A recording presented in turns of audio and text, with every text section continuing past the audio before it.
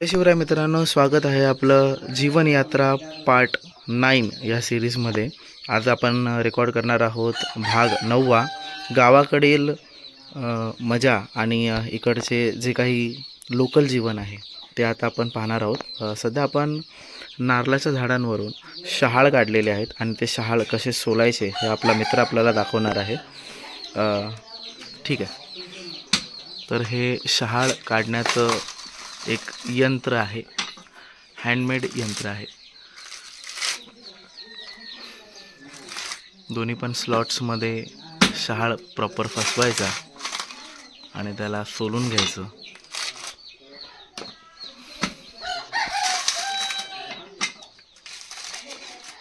बाहेरील हिरवं आवरण काढल्यानंतर आतमध्ये आपल्याला थोडासा काथा, थोडंसं त्याचा शिरा आणि तेवढं एक्सटर्नल आपण क्लीन केलं की मग प्युअर रसाने आणि मलईने भरलेला कोवळा नारळ.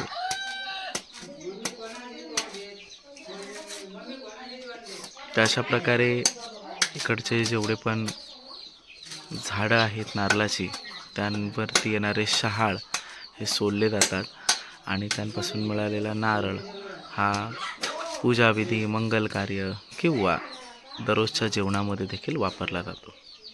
अशा प्रकारे तर आता काका आपल्याला नारळाच्या झाडावरती चढून दाखवणार आहेत. वरती नारळाचं झाड साफ करायचं आहे आणि कोवळे शहाळ उतरवायचे आहेत. या उपकरणाला शिडी असं म्हटलं जातं. त्याला काका एका सेफ्टी प्रिकॉशन्सने आणि प्रोसिजरने बांधतायत आणि त्याच्या सहारे ते हात आणि पायाच्या जोरावरती नारळाच्या झाडावर क्लाइंब करणार आहेत.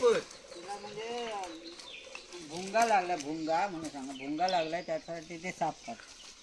भुंगा लागलाय, नारळाच्या झाडाला भुंगा लागलेला आहे म्हणून नारळाचं झाड साफ करण्यात येतं.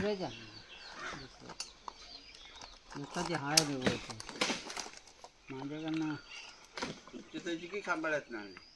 नाही खांबाळला आपल्या गावात काय थोड्या आमच्या मोह आमच्या बहुतेक आंगड्या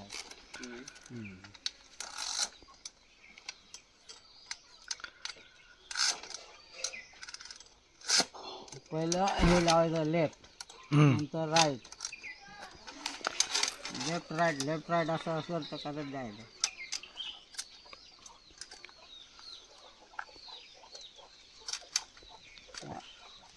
लावताना सुद्धा असं क्रॉस लावायचं शिडी एका महिन्याने असं नीट घेऊन जातो. काकांच्या कमरेला एक छोटंसं लाकडाचं इक्विपमेंट आहे, त्याच्यामध्ये कोयता विळा असं सगळं अटकवू शकतात जेणेकरून ते हातावर किंवा खांद्यावर कॅरी करण्याची गरज नाही आहे. आणि आता काका चढायला सुरुवात करणार आहे.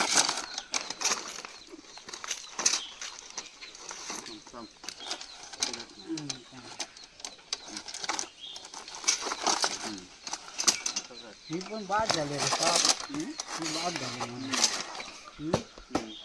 काय झालेलं नाही, चढू कर नाही, चढू कर नाही.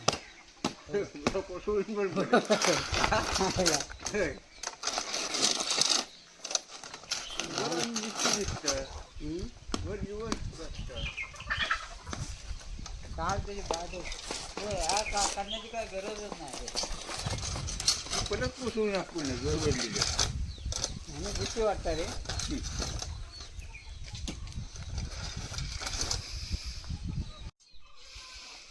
विजेचा काहीतरी पाणी पडलं ना असं लागतात.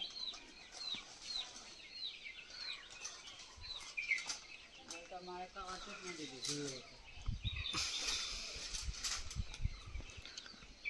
हे जड आहे रे. पिशवी जड आहे.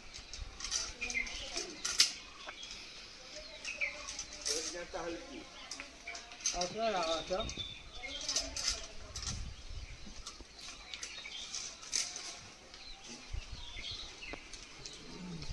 अशा प्रकारे काका स्लोली लेफ्ट राईट करत स्वतःचा तोल सांभाळत इक्विपमेंट सोबत नारळाच्या झाडावर चढत आहेत.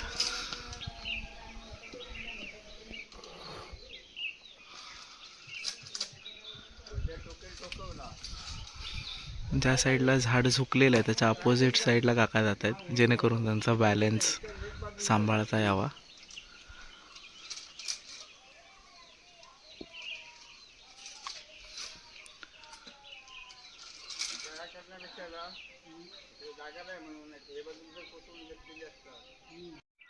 तर आजच्या दिवसाला आता आपण चाललेलो आहोत श्री क्षेत्र कुणकेश्वर येथे. गाडीने चाललेलो आहोत आपण आणि तिकडचा परिसर आणि मंदिर एक्सप्लोर करूयात. हिरवागार निसर्ग, कोकणातली रम्य झाडं, घरं, उबड थोडीसे रस्ते आणि शेत वगैरे पाहत आम्ही प्रवासाला सुरुवात केली होती. डोंगर, नद्या आणि घाट रस्ते यातून आपला प्रवास सुरू होता. कोकणाला लावलेली ही निवडुंगाची झाडं ही इटसेल्फ एक नॅचरल प्रोटेक्शन आहे कोकणातल्या कुंपणासाठी. आणि वाटेत आपल्याला भेटलेलं आहे काजूचं झाड, लालसर आणि पिकलेले काजू बॉबबाई तोडत आहेत.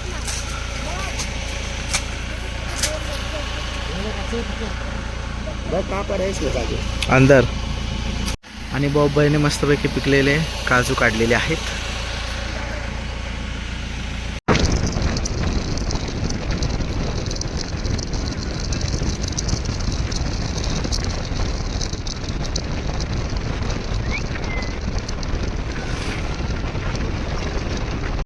आणि रुद्र पोचलेली आहे श्रीदेव कुणकेश्वर मंदिर देवस्थान, सिंधुदुर्ग जिल्हा, देवगड तालुका याच्या प्रवेशद्वाराजवळ.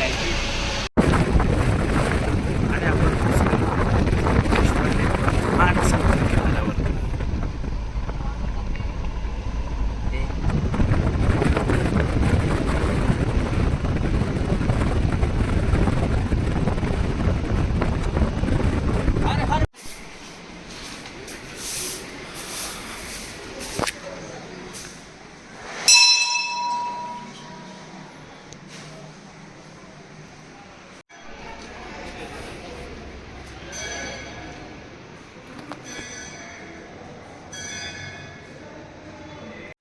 आणि आपण पोचलेलो आहोत महाराष्ट्रातील प्रसिद्ध अशा सिंधुदुर्ग जिल्ह्यातील देवगड तालुक्यातील कुणकेश्वर मंदिराजवळ, ज्याचा जीर्णोद्धार स्वतः श्री छत्रपती शिवाजी महाराजांनी केला होता.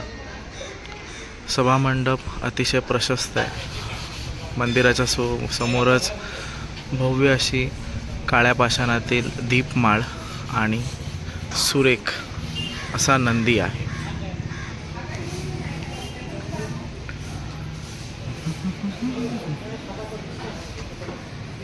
कुणकेश्वर मंदिराचं अजून एक वैशिष्ट्य म्हणजे इतरत्र देवस्थानांप्रमाणे ह्याचा गर्भगृह जो गाभारा आहे तो सभामंडपापासून वरच्या दिशेला आहे. बाकी देवस्थानांमध्ये एक तर तो सभामंडपाच्या लेवलला असतो किंवा सभामंडपापासून खाली असतो. कुणकेश्वर मंदिराचं गर्भगृह हे सभामंडपापेक्षा वरच्या अंतरावर आहे.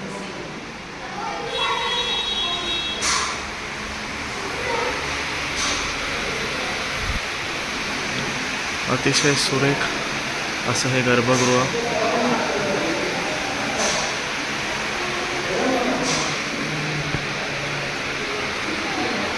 समोर नंदी याची काळ्या पाषाणातील मूर्ती आणि नागराजांची पंचधातूची मूर्ती आहे.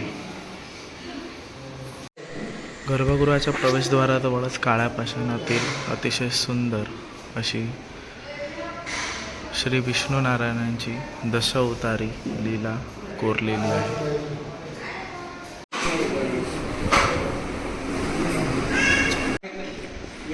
समोरच चंदनाचा टिळा ठेवलेला आहे सभागृहामध्ये. हर हर महादेव. आणि मंदिराच्या समोरच आपल्याला दिसतो अथांग समुद्र, पांढऱ्या शुभ्र लाटांच्या फेसांमध्ये. आणि संध्याकाळच्या वेळेमध्ये इथल्या निसर्गाच्या सानिध्यात हा समुद्रकिनारा अतिशय शांत, स्वच्छ, सुंदर.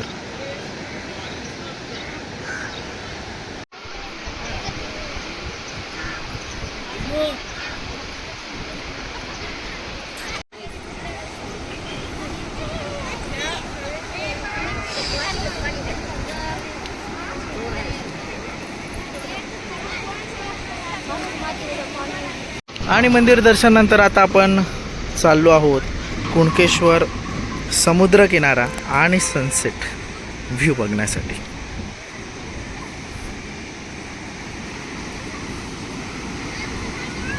सफेद मऊदार अशा वाळूचा हा स्वच्छ आणि शांत किनारा, समोर येणाऱ्या समुद्राच्या लाटा, पांढऱ्या शुभ्र लाटा, काळा खडक, अतिशय सुंदर असा सूर्यास्त आणि ही शांतता.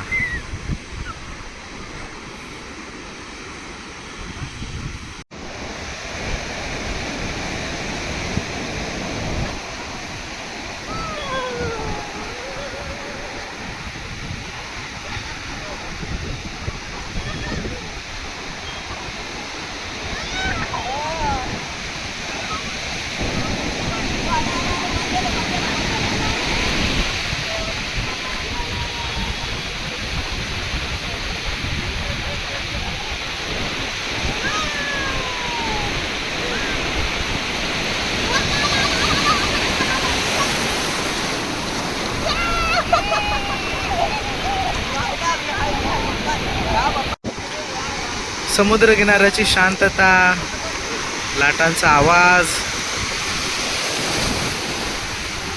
आणि हा सूर्यास्त, हीच आहे निसर्गाची किमया. आणि मनाला शांतता तर इथेच भेटते.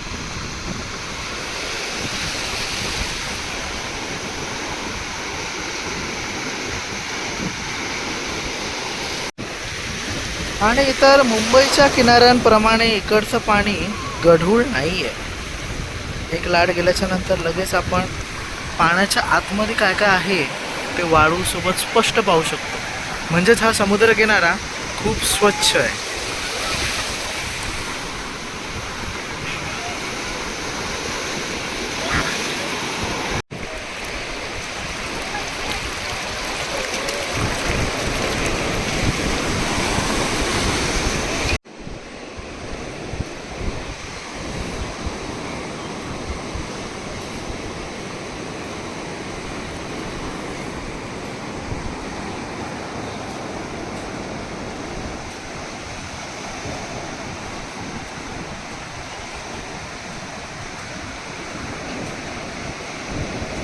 समोर आहे कुणकेश्वराचं मंदिर, मागे छोटीशी टेकडी, काळा पाषाण, सुंदर असा समुद्रकिनारा, त्याहूनही सुंदर असा सनसेट.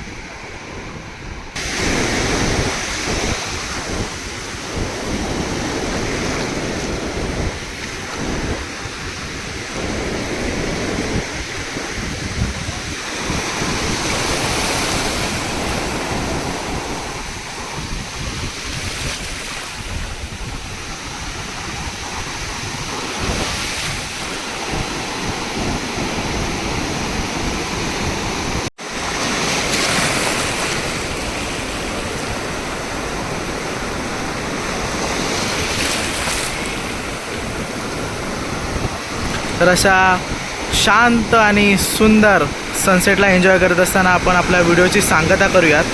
पाणी खूप जोरात येते, मी खूप आतमध्ये आलो आहे पाण्यामध्ये या शॉटसाठी, आणि आपण या व्हिडिओची सांगता करूयात. तोपर्यंत जय शिवराय, हर हर महादेव, जय महाराष्ट्र.